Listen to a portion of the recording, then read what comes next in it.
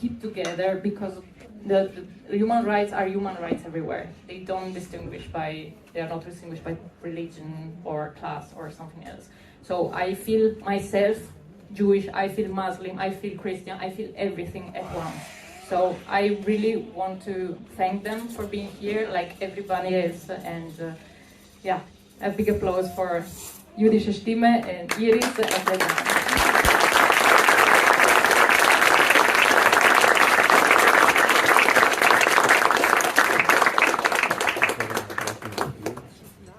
Thank you very much for inviting us.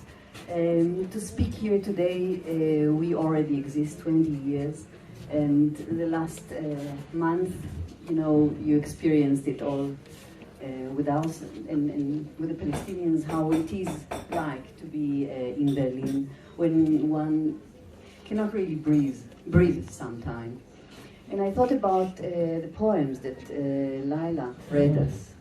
And my association was, of course, Anna Frank, because as a child, I remember reading about her or hearing about her, and also as an adult, when I was in the Anna Frank Museum, I thought about a girl, 15, 14, 16, I don't know if she reached even 16 years old, and how can she live under this death threat all the time, all these bombs. It's death everywhere. And how can you dream in such an atmosphere? I mean, to be able to dream about something good in this horror is really, it's something. I'm also a psychoanalyst, so we are talking about also a psychic achievement. How can you do that? And when I entered into this room, I thought, is it underground? But we have here glasses. So it's not underground, but just to get into a space today in Berlin with a Palestine flag without policemen, as far as we know. And if they are here, then they should learn something about how it is, maybe, and we are not in Gaza. We don't know how it is really, not to be able to breathe.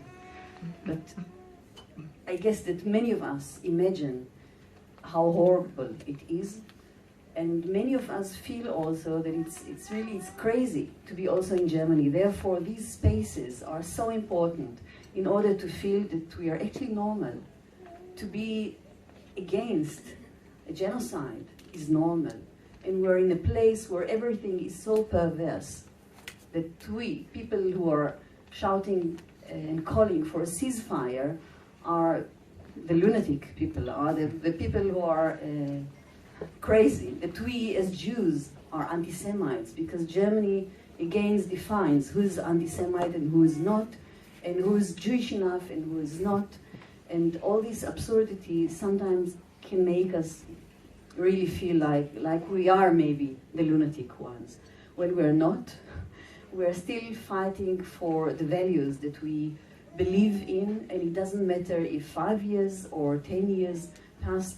When I came to Berlin 20 years ago, I marched with million people against the war in Iraq. And it was okay to be against the war. And the German government was not just going hand in hand with the US-American government and with Israel, which is also one unity. So I think it's very important that we are all here together.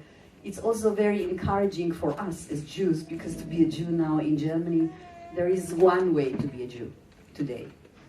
For the Germans, being a Jew is to support the politics of Israel, which is also a kind of dehumanization. It means that Jews are allowed to be Jews only if they are for a genocidal politic. And sometimes I think, maybe it's a relief for Germans to see that also Jews can do that, which is horrible.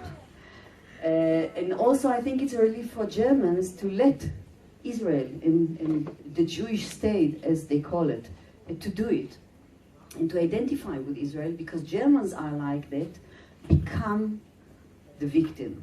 Of course, they become not the victim, they become the perpetrator. But I think that they are the victim.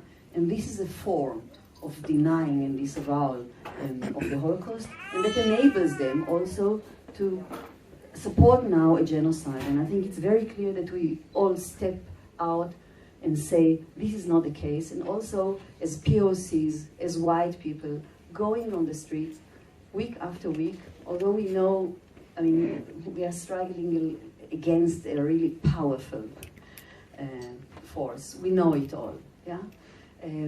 But we are also powerful when we're together. We are also powerful when we dare to dream that it can be also different, that it doesn't have to be like that. I was also born in Israel, and like Johannes, I didn't know about the network until I was 19 or 20 years old. Although I learned about it in the school, that the Israeli army was fighting against the fighting. I mean, this is how we learned it, that there was a fight against the Arabs. There were no Palestinians, and there were no civilians. It was a war. And it was just normal to call it, for example, Bezen. How do you say Bezen of English? Broom operation, for example. That was one of the operations that we learned about because the Palestinians, the Arabs, were broomed. So it was just normal for me because they were objects.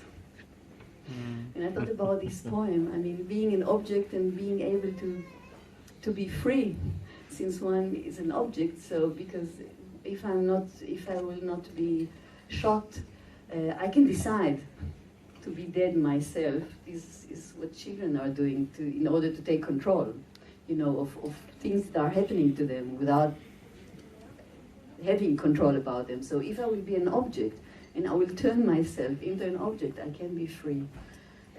But this is also, that's the horrible thing that we learned in Israel about Palestinians as objects.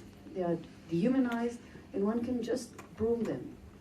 And also tell stories that they didn't really like the place, therefore they just ran away, they escaped. So it was always this double message of we broomed them and we were fighting, we, the Zionists, the Jews in Israel, but they also didn't care about the land, so they just left and they escaped. And one can really grow up with all these confusing messages without knowing really what a Nakba is. And that also takes, I think, one has to walk the walk and to try to understand what the truth is and what really happened and to face it. And to face that we are also here part of this genocide when we live in Germany, we're supplying Israel with weapons and with other support unless we say that Germany is not doing that in our name. And I said, the Jewish voice of peace, the Jüdische Stimme für gerechten Frieden in Nahost, we actually gathered together and we founded ourselves in order to say that Israel is not speaking in our name, because Israel claims to speak in the name of all the Jews in the world. But now, in the last months and maybe last years, but especially in the last month, I think we all have to say, Germany is not doing that in our name. And we object it, and we go on the street, and we say it out loud. Thank you very much.